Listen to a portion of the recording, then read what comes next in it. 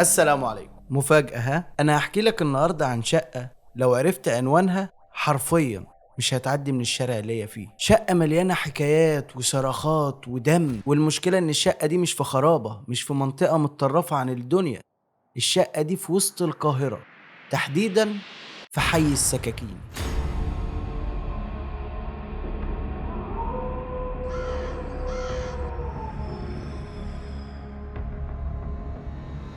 وبسم الله. مبدئيا جهز مشروبك، القصة طويلة فيها أحداث كتيرة، فالمشروب والله ويلا بينا. سنة 2017 العبد لله شغال في شركة ملابس والدنيا ماشية زي الفل ومفيش أي مشاكل. فجأة صاحب الشغل قالك أنا مش عاجبني الوضع بتاعت إن إدارة الشركة موجودة في الهرم اللي أنا فيها وجنب بيتي طبعا كانت 100 100، والمصنع نفسه كان موجود في منطقة يعني في 6 أكتوبر، في حدائق أكتوبر بالظبط. فالمهم يعني صاحب الشركة شاف إن الموضوع فيه تكلفة كبيرة. مبدئيا هو مأجر المصنع ومأجر المبنى اللي احنا عاملينه الإدارة، فكان في تكلفة كبيرة في إيجار الأماكن، غير إنه أي توصيلة يعني أي حاجة عايزة تروح من الإدارة للمصنع أو من المصنع للإدارة كانت بتبقى تكلفة وانتقالات. ومن هنا صاحب المصنع قال لك أنا هبني الأرض بتاعتي اللي في وسط القاهرة، قال لك الأرض ملكنا ولما نعمل فيها المصنع ونعمل دور للإدارة فالدنيا هتبقى ملمومة كلها في مكان واحد. تمام تمام، وهوب طخ الراجل خلص دنيته. وفعلا في بداية 2018 كنا بنبتدي في المكان الجديد، ومن هنا بقى بدأت الصعوبات تقابلني، لأن المكان الجديد ده كان بعيد عن بيتي تقريبا بالمواصلات. أقل يوم كنت بروح فيه كان بيبقوا 3 ساعات، يعني 3 ساعات مواصلات من البيت للشغل أو من الشغل للبيت.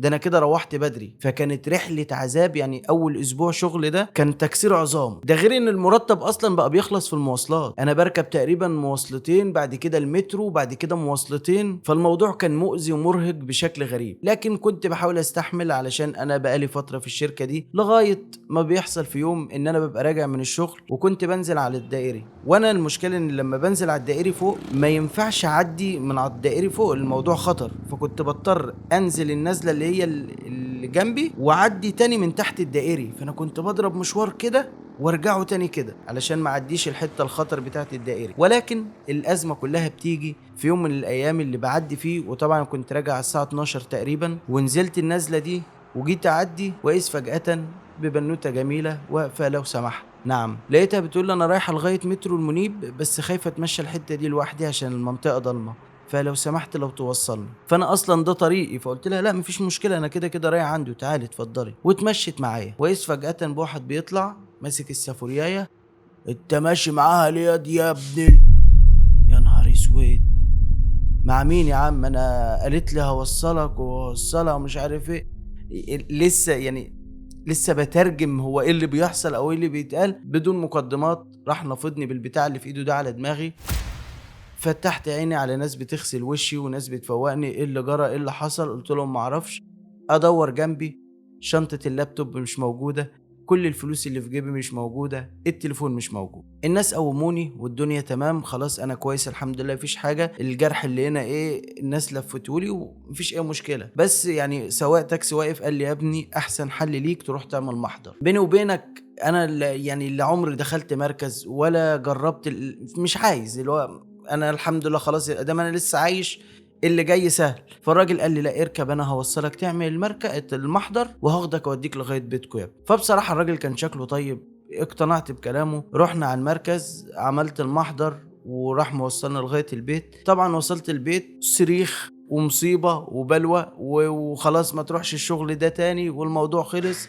وفعلا تاني يوم اتصلت بتوع الشغل وقلت لهم ان انا حصل معايا 1 2 3 واني تعبان ومش هقدر اجي. ادوني فعلا اجازة يومين، وبعدها يعني في اليوم التاني جالي صاحب الشغل والمدير بتاعي في الشغل وجم قعدوا يعني يطمنوا عليا وكده وقلت لهم بقى ان انا مش هينفع اجي الشغل تاني، يعني خلاص النقلة الجديدة دي صعبت عليا موضوع ان انا اجي الشغل وكده. فقالوا لي بس يعني ايه، اهدى وخد اجازتك وريح نفسك ولما تصحى بالسلامة هنحلها مع بعضنا، يعني مش وقت ان انت هتسيب شغل او مش هتسيب شغل. المهم تقريبا في ظرف 4 ايام او 5 كان فعلا اللابتوب اللي اتسرق مني اتمسك. رحت المركز ولقيت المعلم والمعلمة اللي ضربوني، خدت حاجتي وهم المفروض دلوقتي في المركز وهنرجع بقى تاني الشغل بعد ما غبت عنه اكتر من اسبوع ومفيش خلاص امل ان انا ارجع. اول ما اللابتوب والحاجة رجعت رجعت خدت اللابتوب في شنطته ورحت طالع على الشركه على اساس هسلمه. ولكن رحت الشغل، الحاج قابلني اللي هو صاحب الشركه وقال لي يعني عايزين نحلها مع بعض لان انت ابن الشركه وابن النادي وبلا بلا بلا ومش هنسيبك. طيب تتحل ازاي او الموضوع ده يتظبط ازاي؟ قال لي انا عندي اقتراح، ايه رايك لو خدنا لك سكن قريب هنا وتقعد فيه؟ يعني الشركه هتتكفل بمصاريف السكن. ومن اليوم ده بدات ان انا ادور فعلا، ورجعت الشغل وبدات ادور على اي شقه حتى لو صغيره، يعني لو اوضه وحمام ومطبخ حاجه كده، انا قاعد لوحدي. بس فعليا المنطقه كانت اسعارها ولعه، يعني اي شقه موجوده طبعا هي اوضتين وحمام ومطبخ حاجات كبيره كده تناسب اسره.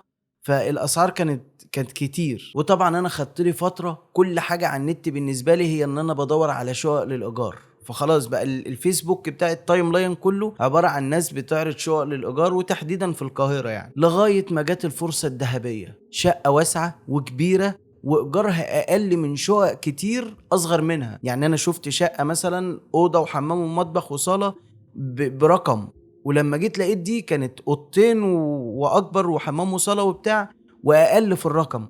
فانا قلت هتلاقي الشقه مثلا مستواها مش قد كده، المنطقه اللي هي فيها شعبيه سيكه، مفيش اي مانع انا بالنسبه لي اكون قريب من المنطقه بتاعت الشغل كان في منطقه كده زي اسمها المنطقه الصناعيه، وانا كنت لقيت الشقه دي في حي السكاكيني، حرفيا مفيش 3 دقايق ما بين الاتنين. فدي فل قوي. فتعمل ايه يا عم عبود؟ بدون اي تفكير هوبا الكومنت الجميل، عايز تفاصيل لو سمحت. في نفس اللحظة بيرد عليك اللي عامل الإعلان وبيحط لك رقمه في الكومنت. تيجي واخد عم عبود الرقم، تتصل، الو مين معايا؟ لو سمحت عندكم شقة كذا كذا كذا؟ يا فندم موجودة، تعالى شوفها دلوقتي. فدلوقتي لا، انا كنت في الطريق مروح فالموضوع بعيد. فقلت له طب ينفع بكره اعدي عليك؟ قال لي ينفع. قلت له خلاص بكره ان شاء الله على الساعه 1 الظهر هتلاقيني عندك، يعني 1:15 بالكتير هبقى عندك. انا اديت الميعاد ده على اساس ان انا في ساعه البريك عندي في الشغل كانت من 1 ل2، وده اللي عملته بالظبط. تاني يوم رحت الشغل وجيت في ساعه البريك، الساعه جت 1 بالظبط، رحت لمم حاجتي واحلى توك توك وعلى العنوان اللي كان كاتبه الراجل اللي منزل البوست. واول ما ركبت التوك توك وقلت له على العنوان، رحت مطلع التليفون ومتصل. ايوه يا باشا، ايوه يا بيه، انت مين؟ انا اللي جاي اشوف الشقه. طيب الاقي حضرتك فين؟ مش عارف ايه. قال لي انزل قول لي بتاع التوك توك نزلنا عند قهوه البرازيلي، وانزل عند القهوه ورن عليا او اسال قول فين عم مدحت السمسار. قلت له يا عم عنب، السلام عليكم. وعليكم السلام. مفيش دقيقه واحده ولقيت بتاع التوك توك بيوقف وبيقول لي اتفضل يا باشا احنا وصلنا. فببص فعلا في قهوة البرازيل وبتاع. فانا في غاية الانبساط. انت متخيل كنت بروح في 3 ساعات، ودلوقتي الموقف بيقرب لانك في دقيقتين هتبقى في الشغل، دقيقتين هتبقى في البيت. فانا مبسوط جدا. نزلت واقول له التوك توك كام؟ قال لي 3 جنيه. انا حرفيا في الايام دي كنت بروح من الشغل للبيت يعني تقريبا كنت بقفل 40 جنيه. فرق شاسع في كل حاجه. انا من فرحتي قلت لبتاع التوك توك خد ال5 جنيه، جاي يدور على الباقي قلت له يا عم لا تمام او توكل. طبعا 5 جنيه دي لو اديتها بتاع التوك توك دلوقتي يعني هيعمل زي شاب بتاع الجمعيه معاك، فما تعملش حاجه زي كده. خلينا نرجع لمدحت اللي اول ما نزلت من التوك توك وحطيت التليفون على ودني، يعني اول رنه من التليفون لقيت حد قاعد على اول، تعالى يا استاذ، تعالى يا باشا. رحت متمشي عم مدحت ومعايا 2 اصحابه، اقعد يا باشا وبتاع. قلت له معلش لو هينفع بس اشوف الشقه، لان انا دلوقتي يعني هربان من الشغل من الاخر، فعايز اشوفها وامشي. فقال له طيب يا باشا عنينا. وراح قايم استاذنكم يا رجاله وجاي. عم مدحت لف ظهره ومشي معايا، وواحد منهم بيقول له طب هنمشي ولا جاي؟ مدحت قال له لا انا جاي على طول. راح التالت بقى قال له قال له لا ده مدحت رايح يشيل ذنبه وجاي. يعني لو مدحت ماشي معايا هيشيل ذنب ازاي؟ مش فاهم يعني. وبعدين قلت ممكن يبقى مدحت يعني راجل بتاع نسوان بيعاكس بيتريق، عارف انت الناس دي. المهم انها مش مشكلتنا، بس كانت كلمة اتقالت وكان ضروري ادقق فيها سيكا، لكن انا عديتها وكملت وطلعت اتفرجت على الشقة، وحرفيا كنت طاير من الفرحة. الشقة جميلة ومتشطبة وتحس ان محدش ساكنها قبل كده، الشقة لسه جديدة، بس هي فيها ريحة، ودي حاجة تانية كان المفروض ادقق فيها. الشقة فيها ريحة عاملة زي هي ريحة حاجة محروقة، يعني عارف ريحة البخور القديم، مش القديم، البخور الوحش، ريحة بخور كده غريبة. بس انا ما شغلنيش كل ده، قلت من القفلة من الحر من الشمس مش مشكلة، انا هظبط كل الدنيا دي، بس يعني يا رب يوافقوا ان انا اخد الشقة، لان انا لوحدي ولاحظت ان البيت طلع على شقتين وبيت كبير، فواضح ان الشقق هنا كلها اسر، فهل هيوافقوا ان انا ابقى هنا لوحدي ولا لا؟ مش عارف. المهم ان عم مدحت راح نازل بينا على تحت بعد ما قال لي تمام. قلت له زي الفل وكده. كان معلق شنطه هو على كتفه كده، راح حاطط ايده فيها، طلع عقدين ايجار ونزل بيا وقال لي تعالى بقى نروح لعم توفيق. مين عم توفيق؟ عم توفيق صاحب العماره اللي قاعد تحت في الدور الارضي، والشقه كانت رقم 6. يعني الشقه اللي انا هبقى فيها كانت رقم 6. الدور الاول كان 1 و2، التاني التالت والرابع 3 و4، وانا كنت في الدور التالت شقه رقم 6. نزلنا لعم توفيق، ويا عم توفيق الاستاذ ده اللي جاي ياخد شقه رقم 6. طيب مبروك عليك يا ابني. مفيش نقاش، مفيش اسئله، مفيش اللي هو طب يعني انا عارف الايجار، جربته قبل كده، بيتسال انت معاك حد، معاك زوجه، معاك معاك ابن جاي مع كده. فالمهم لقيت الموضوع سهل، وانا السهوله دي مفرحاني اكتر. انت لما بتبقى عايز تعمل حاجه اي تلكيكه صغيره بتضايقك، فبالك انت الدنيا بتتسهل. فانا طاير من الفرحه. خلصت عقدي، ظبطت دنيتي، ورحت طالع على الشغل، قضيت يومي ورحت مروح وانا في غايه الفرحه. ظبطت مع اخويا ان شاء الله على اخر الاسبوع، يعني يوم الخميس، عقبال ما يجي علينا الخميس اكون اشتريت كام حاجه، يعني تلاجة صغيره، سرير، كنبه، حاجات كده يعني استخدمها. وان شاء الله على يوم الجمعه نروح بقى انا واصحابي واصحابه نظبط الدنيا. وده اللي حصل. وعقبال ما جت علينا الجمعه كنا فرشنا الشقه والدنيا في اللذيذ. والسبت كان اول ايامي في الشقه الجديده.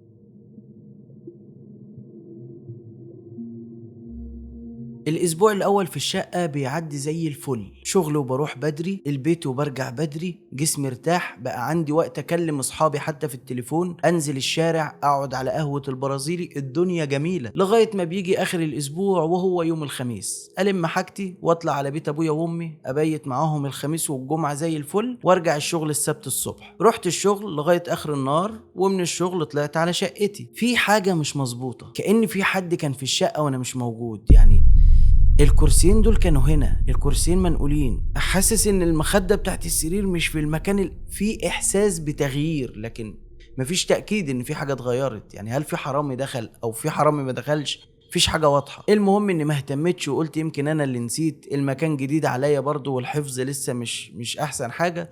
عديتها يا باشا وفرشت دنيتي ونمت. ودي اول ليلة احس ان انا مش نايم لوحدي في الشقة. في الليلة دي طول الوقت وانا نايم حاسس بصوت خطوات في الشقة، كأن في واحدة لابسة كعب عالي، عارف اللي هو كده. انا سامع الصوت ده وفتح عينيا واحاول ابص، مفيش. اقول يمكن من الشقة اللي جنبي، من فوق، من تحت، يعني في اي حاجة، لان العمارة كلها شقق مسكونة، شقق فيها ناس يعني. المهم ان وهمت نفسي ان الدنيا في الامان والدنيا في اللذيذ لغاية ما نمت.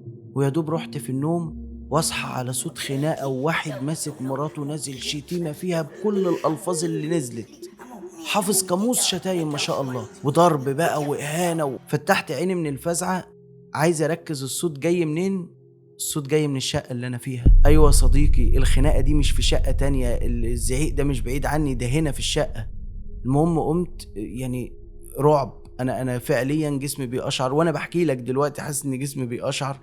ادور في الشقه يمين شمال، مفيش اي حاجه. رجعت تاني اقول لنفسي اكيد ده في شقه تانية وبتاع، يعني انا ايه اللي هيجيب واحد ومراته في الشقه عندي وانا الشقه بقالي فيها اسبوع، الدنيا حلوه. يا دوب استهدى بالله وارجع انام، ابتدي اسمع اصوات تاني، والمره دي طفل بيعيط وعمال يقول خلاص يا عمو، انا اسف يا عمو. بس الطفل المره دي بيصرخ صراخ هستيري بقى، اللي هو انا صحيت وفايق وكل حاجه، وما زال الطفل بيصرخ في الشقه، لدرجه ان انا ما جاليش نوم لغايه ما النهار طلع، وقمت غيرت ومشيت على الشغل. طيب الليله دي خلصت، الليله اللي بعدها نفس الكلام، اللي بعدها نفس الكلام، لغايه ما في مره وخلاص بقى انا شبه اتعودت على الاصوات دي، معرفش بقى مين بيشتم مين. لما نبقى نتعرف على الجيران وكده نعرف انهي راجل ده اللي طول الليل بيضرب في مراته. ولكن للأسف قبل ما أعرف مين بيضرب مراته ولا إيه بيحصل في الشقة، بتيجي الليلة الأخيرة. برجع من شغلي، أدخل الشقة، أخد الدش، الدنيا تمام، وألعب في التليفون شوية، مفيش أي أصوات، الدنيا لذيذة،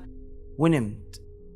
يا دوب رحت في النوم وبدأت يعني يجيلي زي كابوس كده، كأن أنا جوه الشقة ده. في الكابوس أنا قاعد في الشقة، وفجأة حد فتح الباب بتاع الشقة، لقيته طفل صغير، ببص عليه، الطفل باصص لي بصة مرعبة، يعني هو مرعوب. وإذ فجأة حد داخل يجري وراه وفي إيده حاجة، راح خابط الطفل ده على دماغه.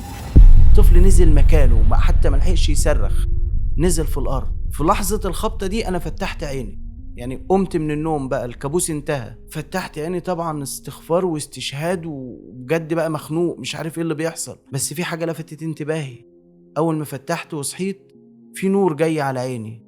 ببص لقيت باب الشقة مفتوح. انا واثق 900% ان انا قافل باب شقتي، يعني انا اصلا داخل بقفل خارج بفتح كده، فاللي هو مفيش مساحة او وقت لان انا انسى الباب. فالمهم كمية توتر مش طبيعية، ورحت قايم انا يعني فعليا نايم بلبس النوم، شاب قاعد بقى لوحده، فاهم الموضوع عبارة عن. رحت عند الباب وانا فعليا مكان الطفل اللي اتخبط في الحلم. رجلي يا دوب اتحطت كده وبمسك الباب، حسيت ان رجلي في مية، يعني كأن في حد دلق مية على باب الشقة.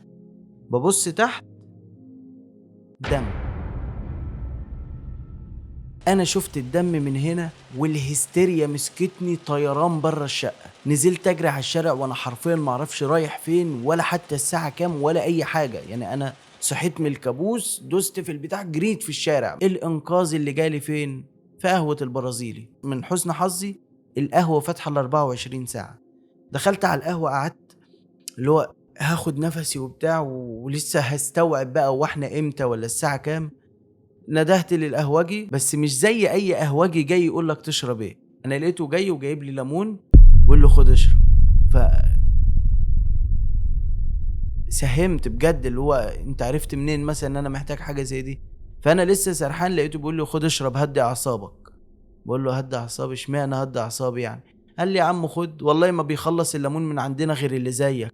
انا كده كده عرفت واتاكدت ان انا في مصيبه، لكني ما زلت مش فاهم حاجه. وبدات بقى دماغي تعمل عرض درامي لكل الحاجات اللي حصلت، من اول الشقه الرخيصه قوي رغم مساحتها الكبيره، لغايه الكلمه التافهه اللي قالها صاحب مدحت السمسار وانا عديتها لما قال له ده رايح يشيل ذنب، لان واضح انه كنت انا الذنب ده، كنت انا الضحيه اللي بتترمي ومدحت هيشيل ذنبه. فانا دماغي بتعمل العرض ده وبفتكر اللحظات دي. فقت على الكوبايه بتتسحب من ايدي، ولقيت القهوجي بيقول لي بالهنا والشفا يا استاذ.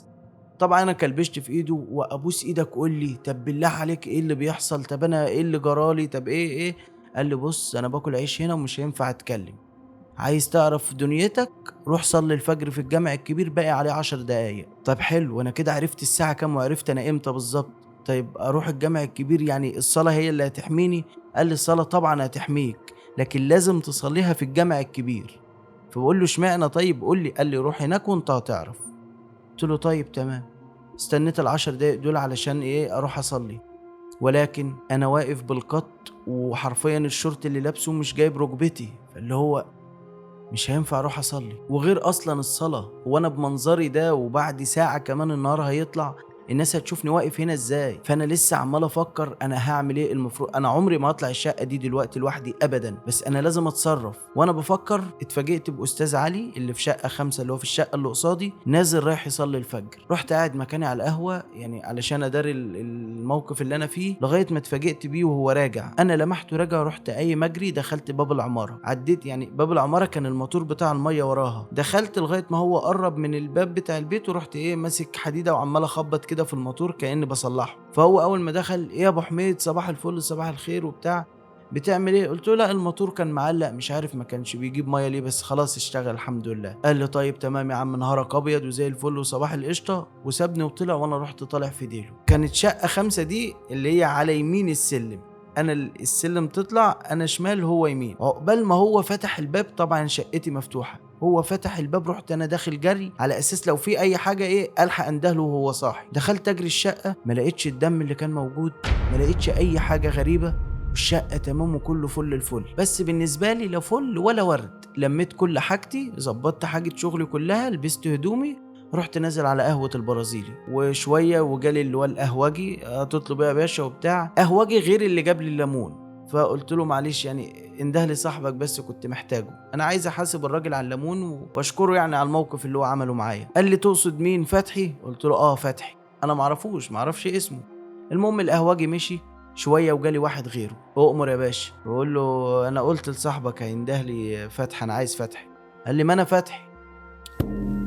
قلت له لا انا مش قصدي عليك، انا قصدي على التاني اللي هو بيقدم المشاريب. قال لا يا باشا مفيش حد هنا غير الواد ده اللي بيقدم المشاريب وانا واقف على النصبه، اؤمر.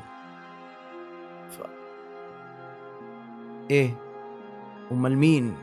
والليمون والبتاع والنصيحه قلت له طب ماشي، انا عايز قهوه، عايز قهوه عم فتحي. قال لي ماشي يا باشا عينيا. والراجل حس انه بيكلم حد عبيط فسابني ومشي. وانا بقى ايه تاني مستخبي بقى؟ يعني ايه؟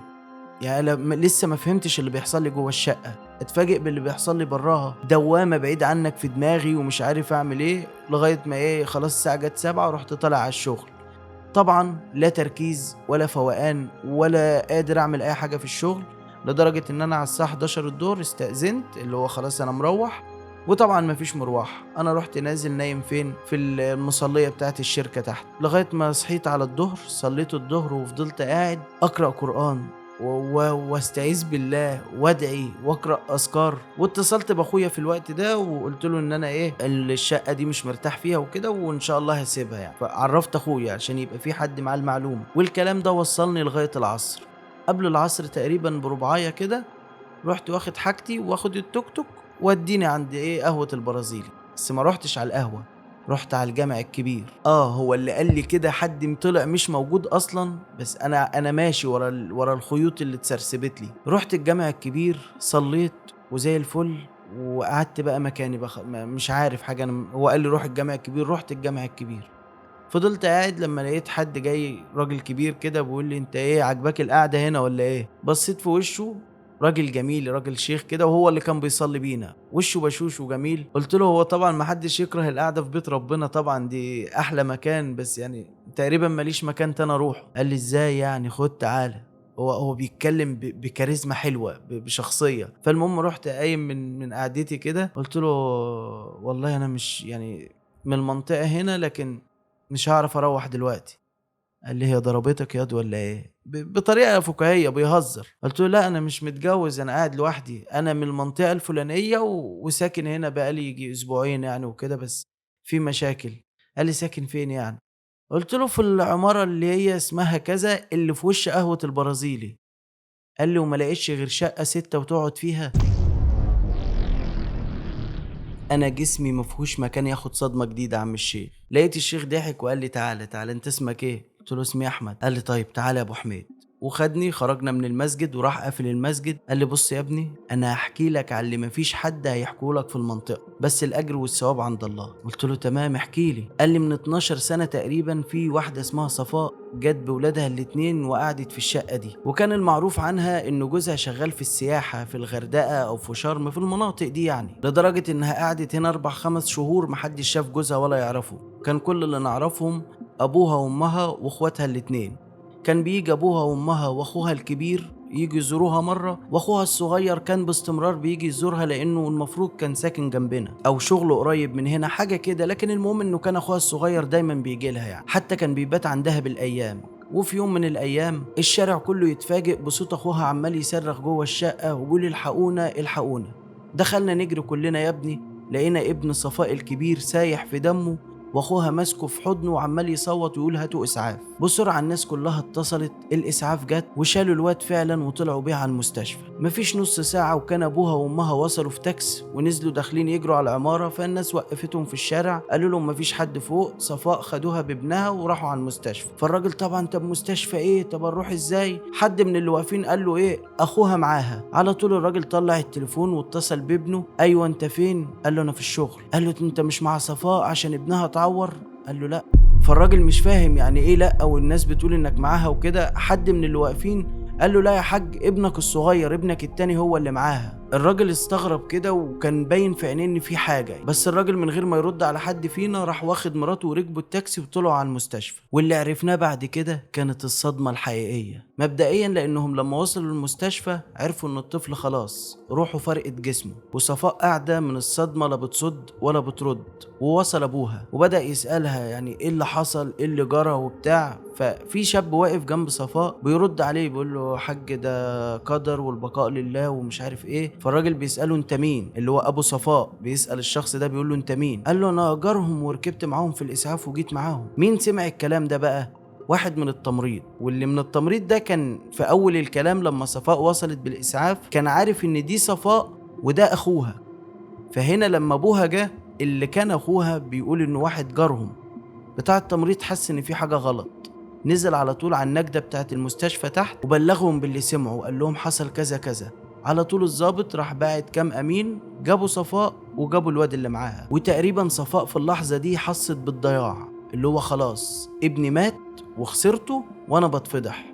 فدخلت في حالة انهيار واعترفت بكل حاجة للضابط. اعترفت بان الشخص اللي كانت مفهمة المنطقة كلها ان اخوها ده لا يبقى اخوها ولا يقرب لها اصلا، ده واحد اتعرفت بيه واتبنت بينهم علاقة في الحرام، وهو اصلا اللي اقترح عليها موضوع ان هي تاخد الشقة دي وتنقل من المنطقة اللي هي فيها علشان كانت قريبة من ابوها وامها، وتنقل في منطقة بعيدة على اساس يعرف يجيلها ويعيش معاها براحته. وقالت ده فعلا، قالت انه كان شبه عايش معانا وبتصرف عليه من فلوس جوزها، بل بتتهمه ان هو اللي قتل ابنها. طبعا بعد الكلمتين دول الضابط على طول بلغ المركز وتم القبض على الاتنين، واتاخدوا بقى في المركز يتحقق معاهم. اسبوع من التحقيقات لغاية ما أخيرا الواد ده نطق واتكلم. قالوا إنه في اليوم ده راح لصفاء علشان ياخد منها فلوس، لكن للأسف قالت له إن اللي معاها على قد احتياجات البيت، فاقعد استنى لما أنزل السوق أجيب اللي البيت محتاجه، واللي يتبقى ابقى خده كلها بكرة أو بعده، جوزي هيبعت فلوس. ونزلت صفاء فعلا تشتري الحاجات، وأخينا بقى قاعد متضايق ومتعصب من قلة الفلوس. ابن صفاء بيلعب بيخبط حاجة بيعمل حاجة، اتنرفز على الواد، راح ماسك ترابيزة صغيرة كده وحدفها، جت في دماغ الواد. حصل اللي حصل، راح ماسك الواد في حضنه وبدأ ينده للناس والحقونا وإسعاف، والفيلم اللي حكيته لك ده يا ابني. وبالاعترافات اللي قالها دي اتحكم عليه بالمؤبد، وصفاء اتحكم عليها ب3 سنين سجن. وفي خلال فترة السجن بتاع صفاء دي حصل حاجة غريبة. جوزها لما رجع وعرف الحكاية وخد ابنه ودفنه هو وأهل مراته وأهله، جوزها قالوا إنه خلاص مسامحها وكفاية عليها عقاب ربنا والسجن اللي هي خدته. وده حتى اللي خلى أهله نفسهم يقطعوه. أبو جوزها وأمه لما عرفوا إنه هيسامحها بعد اللي عملته قطعوه وما بقوش حتى يزوروه ولا يطمنوا عليه. وهو تقريبا بقى عايش مع أهل صفاء، وقالوا إنه خلاص من جواه سامح صفاء لأنه هو بيحبها، وفي الأول وفي الآخر هي مراته، وتعاقبت على الغلطة اللي عملتها. وبيني وبينك المنطقة كلها سقطته من نظرها وكرهته. يعني بعد ما الناس كان صعبان عليها اللي حصل له، يعني ابنه مات ومراته طلعت بتخونه وبتاع،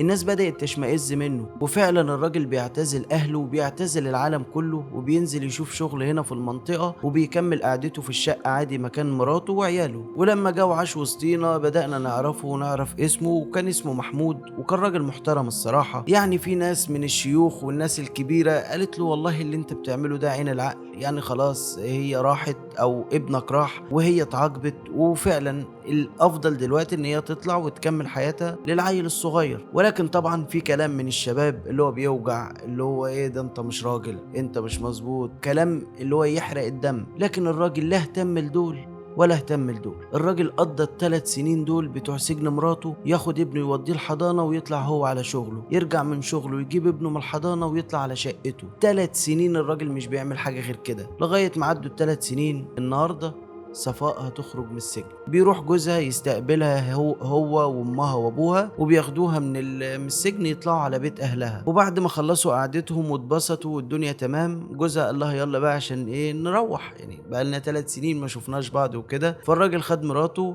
وحتى قال لحماته يعني لو ينفع تخلي علاء معاكي، علاء ده ابنه الصغير، قال لها خليه معاكي علشان يعني دي اول مره اشوف مراتي من 3 سنين وكده. الوليه فهمت وخلت الواد معاها، وهي مبسوطه جدا. بتروح فعلا صفاء دي وجوزها بيروحوا البيت وبيطلعوا الشقة تقريبا ساعة مش اكتر من ساعة، ولقينا محمود ده نازل يجري في الشارع ويقول له نام وارتاح يا ايمن، جبت لك حقك يا ايمن. والناس تبص على منظر محمود تلاقيه كله سايح دم وماسك في ايده سكينة. تقريبا الشارع كله فهم اللي حصل، وكله دخل يجري على الشقة بتاعته علشان يتفاجئوا ان صفاء اكبر حتة فيها هي كف ايدها.